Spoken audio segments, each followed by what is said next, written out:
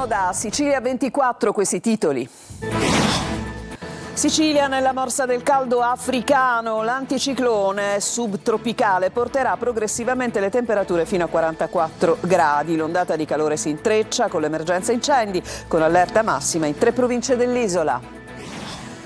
Scontri fra gruppi criminali a Catania al centro dell'inchiesta della DDA che ha portato a 22 arresti. L'indagine ricostruisce il ruolo di giovani leve ritenute vicine al clan Cappello Bonaccorsi e coinvolte, secondo l'accusa, in traffico di droga e gestione di armi. Scuola paritaria di Agrigento nel mirino della Guardia di Finanza. Contestati contratti irregolari per 131 docenti e denunciato il legale rappresentante della cooperativa. A Palermo si è concluso il festino di Santa Rosalia 2026. In 400.000 hanno assistito alla sfilata del carro e allo spettacolo finale dei fuochi d'artificio, un'edizione segnata anche dai messaggi contro la mafia. A Modica, nel Ragusano, 13 cani sono stati sequestrati in un'azienda edile. Vivevano in condizioni di grave degrado, denunciato il titolare per maltrattamento. Aperto al traffico il nuovo svincolo Mister Bianco Nord sulla tangenziale di Catania. L'opera punta a migliorare i collegamenti tra i comuni dell'Interland e l'accesso ai quartieri della zona. Calcio, il Catania continua a muoversi sul mercato. Ufficiale la cessione di Casasola al Brescia, fatta per il portiere Cristian De Falco. Vicino anche l'ingaggio del terzino Gianmarco Todisco. Serie B, prima amichevole stagionale per il Palermo in Trentino. I rosanero sfidano il Gardena per testare il nuovo 4-2-3-1 e verificare i primi progressi sul mercato Osti, al lavoro tra entrate e uscite.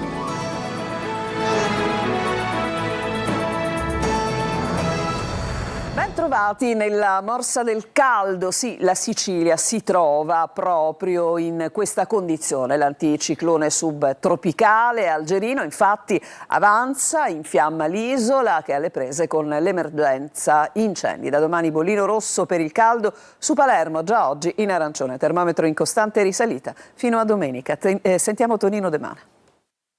Nella morsa del caldo, con giornate roventi rese incandescenti dagli immancabili incendi che infuocano l'aria e mettono a dura prova soccorritori e forze dell'ordine. L'anticiclone subtropicale algerino sta per avvolgere la Sicilia e buona parte del meridione, con temperature elevate e persistenti fino a domenica, con picchi di 43-45 gradi, prima nei settori occidentali, in particolare sul Trapanese, poi nelle aree centro-orientali dell'isola. Si boccheggia anche nel versante ionico, termometro costantemente sopra i 35 gradi a Catania e caccia aperta alle zone d'ombra e alle fontane. Si cerca refrigerio anche per gli amici a quattro zampe. Perché comunque l'umidità è forte, e l'aria non circola e le poche zone d'ombra sono la Villa Bellini e poco altro purtroppo. I consigli che noi diamo alle persone anziane, ma comunque a tutte le persone, è quello di non uscire nelle ore calde e soprattutto di mantenersi leggeri con l'alimentazione e idratarsi, utilizzando in farmacia trovano diversi prodotti a base di magnesio e potassio. Cappellino, ombrello, acqua, sali minerali e immancabile granita. Si fa di tutto per sconfiggere il gran caldo. I gusti che vanno per la maggiore? Allora, la mandorla e il jazzy, che sono i più richiesti qui a Catania. Il caldo lo sopporti? Sì, certo, sono abituata, Brasile è caldo. E c'è chi sfida le alte temperature. Non bevo molto, per giunta. Non beve molto? No, per giunta. Quindi non beve molto, esce nelle ore centrali e sta facendo il contrario di quello che deve essere, ma so bene.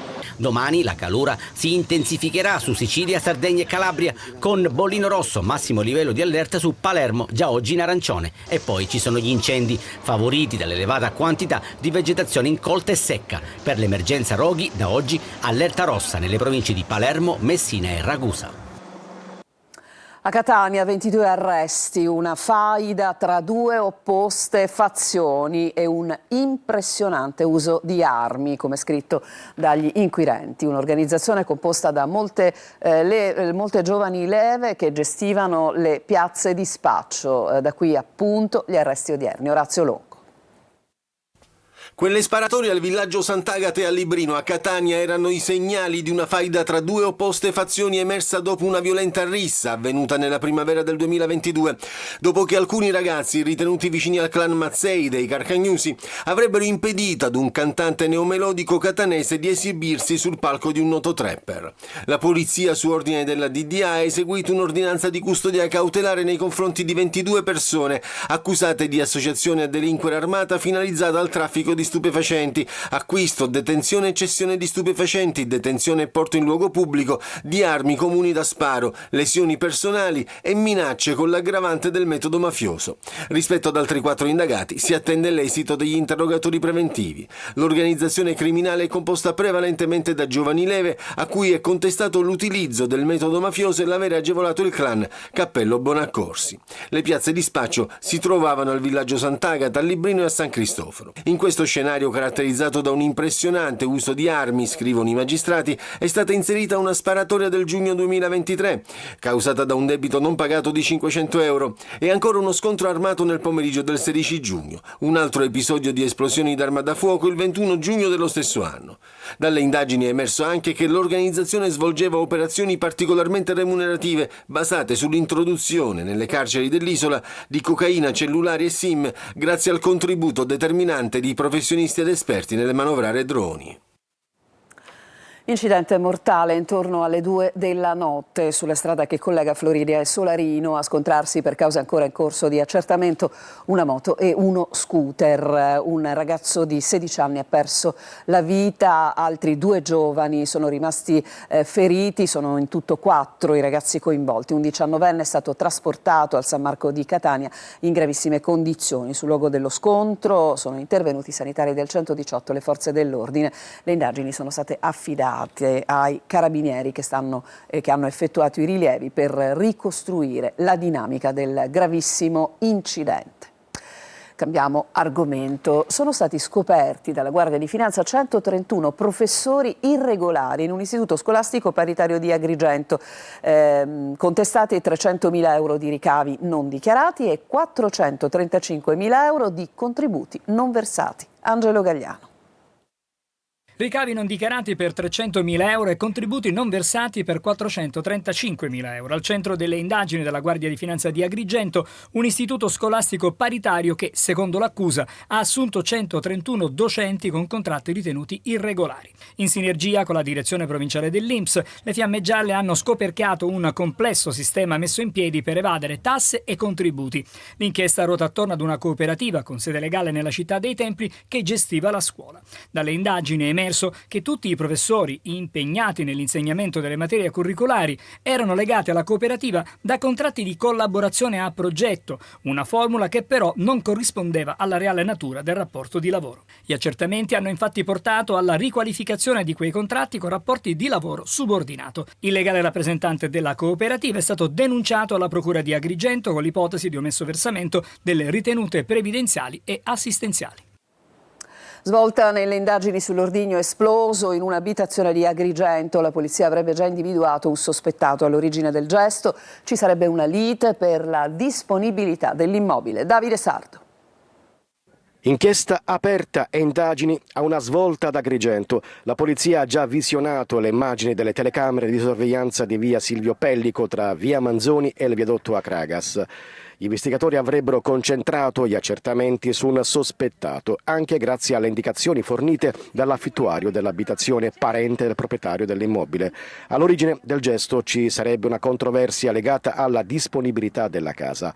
L'appartamento sarebbe stato concesso in comodato gratuito e nel corso degli anni sarebbero sorti contrasti sulla permanenza nell'alloggio. L'ordigno artigianale è stato lanciato da una finestra all'interno dell'abitazione.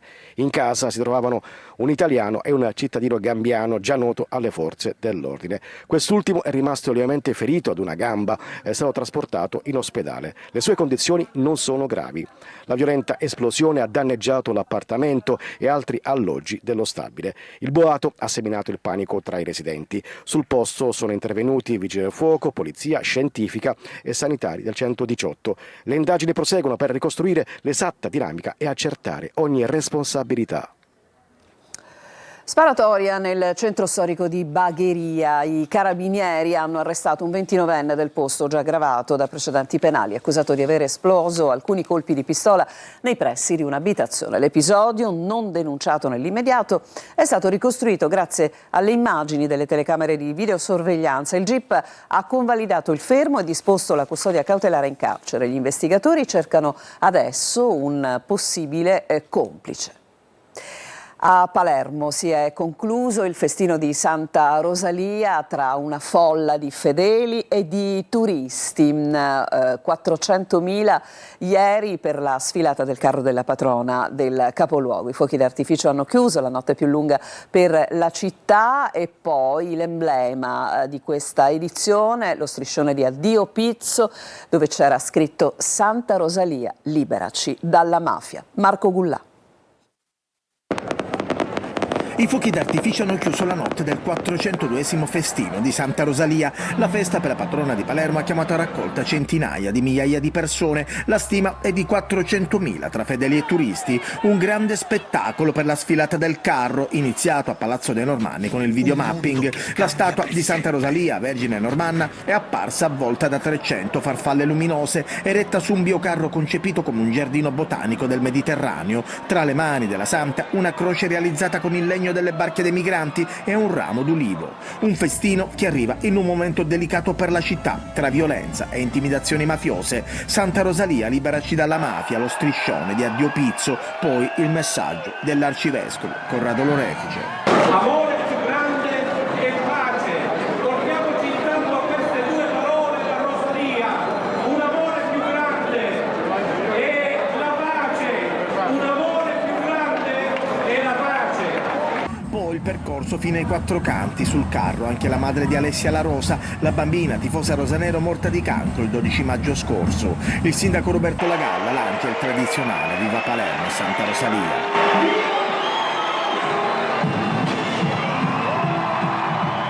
Santa Rosalia, come sempre, possa portare pacificazione, coesione civile e soprattutto superamento delle marginalità. Oggi la messa in cattedrale, la processione con le reliquie della Santa.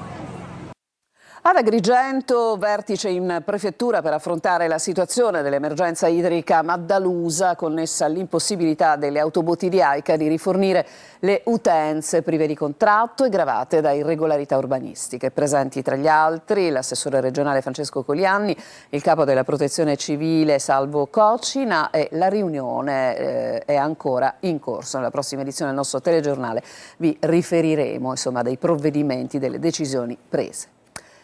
E restiamo in tema di emergenza idrica e andiamo adesso in un'altra città davvero in grave difficoltà, Siracusa, in particolare a Ortigia, ed in particolare oggi vi raccontiamo le difficoltà di un ristoratore. Ha raccolto per noi la sua storia Francesco Aloi. Abbiamo dovuto necessariamente attrezzarci delle cisterne, quindi abbiamo fatto venire delle persone a montare delle cisterne. Ovviamente è stato un costo molto eccessivo. È l'unico modo per andare avanti resistendo all'emergenza idrica che a Ortigia, come nel resto di Siracusa, non stenta a cessare. Non poter avere i servizi primari come l'acqua è una cosa veramente, non è possibile. L'acqua che non c'è o che arriva con bassa pressione sta danneggiando tutti, residenti, strutture ricettive ma anche locali.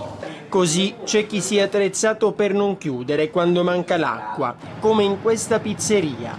Le autobotti ci caricano le cisterne, fortunatamente, che noi ci siamo preventivati su questa cosa, ma ci sono altre attività, altri hotel che sono costretti a chiudere. Non doveva accadere proprio in questo periodo di alta stagione, ci dicono. Certamente non è una bella vetrina per la città, piena di turisti. Chiediamo di risolvere questa situazione al più presto. Nel frattempo, fuori, a pochi passi da qui, i turisti fotografano la fontana di Diana senza acqua. Un'immagine che racconta questa emergenza all'Italia, anzi al mondo. Un altro problema connesso all'acqua L'acqua arriva da Gela. Da ieri in diversi quartieri della città, infatti, l'acqua che viene erogata nelle abitazioni ha un odore anomalo. Sono tante le segnalazioni giunte anche in municipio. Il sindaco Terenziano Di Stefano, gli uffici tecnici hanno subito chiesto verifiche al gestore privato del servizio, la società italo-spagnola Caltacqua. Lo stesso sindaco ha intanto inviato in via precauzionale e ha invitato, dicevo, i cittadini a non usare l'acqua a fini alimentari. Sono attualmente in corso le analisi e le verifiche tecniche di laboratorio, si legge in questa ordinanza.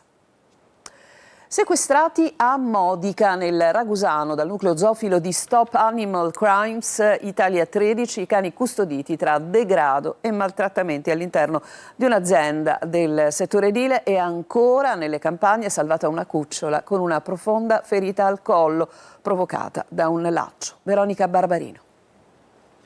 Vivevano in recinti fatiscenti, tra escrementi e urine, scarsa disponibilità di acqua e alimentati con pane secco e ammuffito. 13 cani, tra cui 8 cuccioli, erano custoditi all'interno di un'azienda del settore edile a Modica. Il nucleo zoofilo di Stop Animal Crimes Italia ha eseguito il sequestro degli animali e il tribunale ne ha disposto l'affidamento al sindaco. Per il titolare della struttura, invece, un uomo di 41 anni, è scattata la contestazione dei reati di maltrattamento di animali e detenzione incompatibile con la loro natura.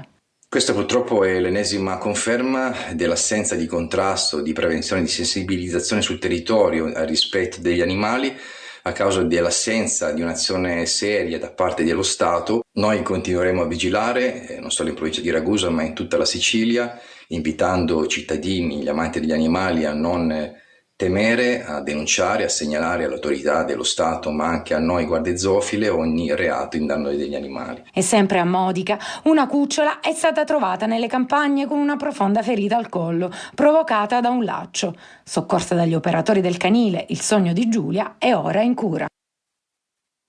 Ci fermiamo, c'è una pausa e poi torneremo per parlare, per ricordare tutti i disagi che ovviamente sono ancora esistenti per i cittadini di Niscemi dopo la frana. A tra poco.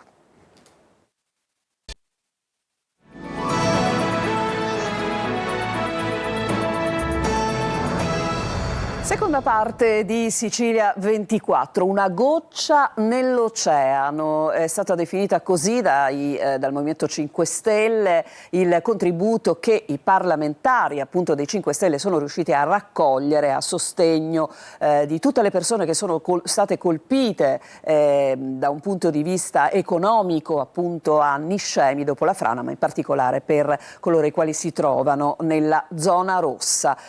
Sicuramente un contributo che ha un valore e che serve a ricordare che Niscemi è ancora lì con tanti problemi. Sentiamo Gerry Italia.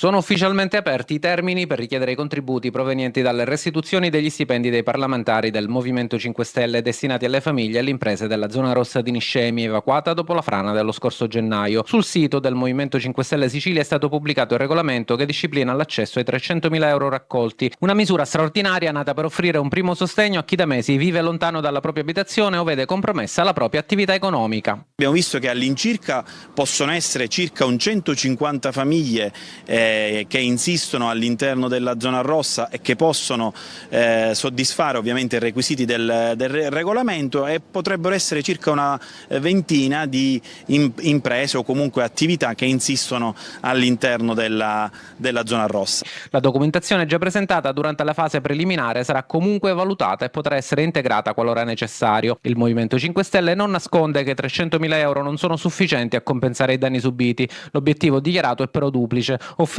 un aiuto concreto alle persone colpite e mantenere alta l'attenzione sulla vicenda di Niscemi, mentre si attendono interventi più consistenti da parte delle istituzioni. L'idea è appunto quella di dare dei soldi a fondo perduto sia alle famiglie che alle attività economiche, ma che poi durante gli acquisti, perché è chiaro che c'è una rendicontazione dietro, questi acquisti possono essere fatti all'interno del territorio niscemese, così anche da rivitalizzare un po' l'economia e dare quanto più supporto possibile. Un vincolo pensato per fare in modo che le risorse restino a Niscemi, sostenendo anche il tessuto economico locale messo a dura prova dalle conseguenze della frana.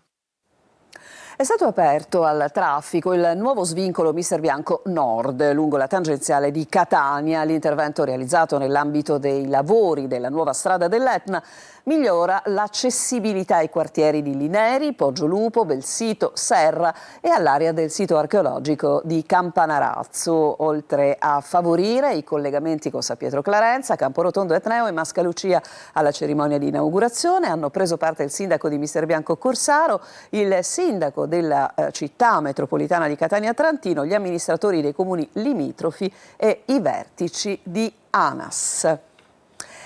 Adesso voltiamo decisamente pagina, andiamo a Taormina, l'alta moda di Dolce & Gabbana racconta il lusso e la Sicilia con ospiti internazionali del calibro di Jennifer Lopez e Monica Bellucci. Orazio Longo. Una parata di stelle nell'incanto di una serata targata Dolce & Gabbana. Il teatro antico di Taormina si è trasformato in una vetrina mondiale della moda che intreccia il lusso alla cultura dell'isola, il profumo dei limoni e la brezza del mare, l'Etna sullo sfondo. Tra gli ospiti della serata, personaggi dello spettacolo e dello sport, da Jennifer Lopez a Monica Bellucci, Theo James con la moglie Ruth Kearney, Michele Morrone e l'attaccante della nazionale norvegese Erling Haaland. Negli eventi taorminesi di Dolce & Gabbana dedicati all'alta moda, all'alta sartoria e gioielleria, anche il debutto ufficiale in passerella di Leonie Cassel, la figlia sedicenne di Monica Bellucci e Vincent Cassel. L'alta moda, portavoce di creatività celebrando il Made in Italy. Adesso c'è un'altra pausa, poi torneremo con una ampia pagina dedicata al calcio. A tra poco.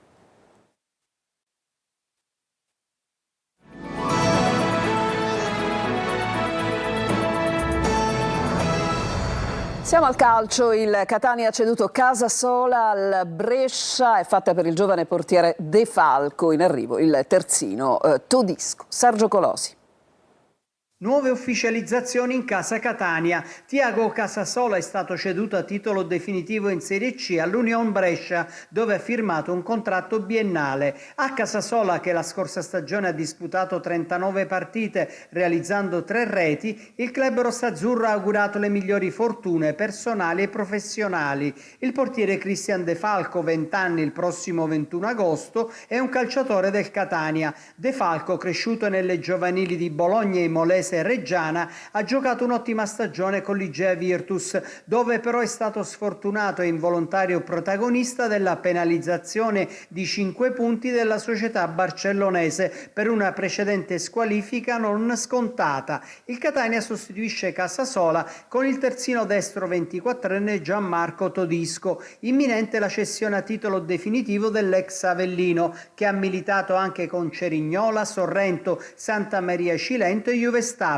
Per la fascia sinistra piacciono Guerra e Groppelli, entrambi del Crotone. Nel ruolo di esterno d'attacco seguiti Rizzopinna del Sole e Merola, tramontate invece le ipotesi Tumminello per l'attacco e Scognamillo in difesa. In partenza Miceli, Frisenna, Stop e Luperini. Il prossimo 30 luglio a mezzogiorno saranno resi noti i calendari di Serie C. Il 21 agosto la prima giornata di campionato. Prosegue intanto al Massimino il ritiro del Catania con una doppia seduta. Primo test amichevole oggi per il Palermo, che nel pomeriggio affronterà la formazione locale del Gardena. Sul mercato Osti continua ovviamente a lavorare in entrata ed uscita, ma sentiamo. È il giorno della prima amichevole per il Palermo in ritiro. In Trentino i rosaneri affronteranno il Gardena, squadra locale. Sarà l'occasione per vedere all'opera il nuovo sistema di gioco, il 4-2-3-1, e per capire a che punto sono i rosanero nell'assimilazione dei primi concetti tattici su cui stanno lavorando. Un test sicuramente poco attendibile, ma che permetterà al Palermo di avere maggiore aderenza con i ritmi partita. Intanto arrivano le prime parole di uno degli ultimi arrivati, ovvero Tommaso Cassandro, pronto per una stagione che lui spera sia da protagonista. L'obiettivo è quello mio personale di riuscire a tornare in Serie A, perché ci sono stato con il Lecce, però non sono riuscito a trovare il mio spazio e quindi poi sono dovuto ripartire dal Como, che siamo riusciti a salire, solo che poi ovviamente loro hanno fatto altre scelte e quindi poi sono andato a Catanzaro. Quindi sicuramente il mio obiettivo è quello di riuscire a far bene qua in Serie B e poi sperare e ambire a un palcoscenico che tutti sogniamo fin da piccoli. E per realizzare questo sogno il direttore sportivo Carlo Ossi sta lavorando ad alcune trattative. Il Palermo insiste per Emanuele Rao, esterno del Napoli, reduce dal prestito al Bari. Il giocatore piace molto, ma il club partenopeo vuole prima che Max Allegri lo valuti durante il ritiro estivo. Restano inoltre aperte le piste Andrea Bossolan della Reggiana e Isiaka Kamate dell'Inter Under 23. In uscita invece The Planche è vicino al Frosinone. E prima di chiudere, uno sguardo alle agenzie. Un uomo di 57 anni aggredito e colpito con un coltello da cucina al braccio e all'addome il fratello minore. La lite sarebbe scoppiata in casa nel rione Matteotti a Messina. La scorsa sera sarebbe accaduto per futili motivi. La polizia, giunta sul posto, ha arrestato l'uomo per tentato omicidio. La vittima, che ha 45 anni, è stata trasportata all'ospedale Papardo, dove comunque non è in pericolo di vita. E con questa notizia si chiude questa edizione del nostro telegiornale. Prossimo appuntamento alle 19. A tutti un buon proseguimento di giornata.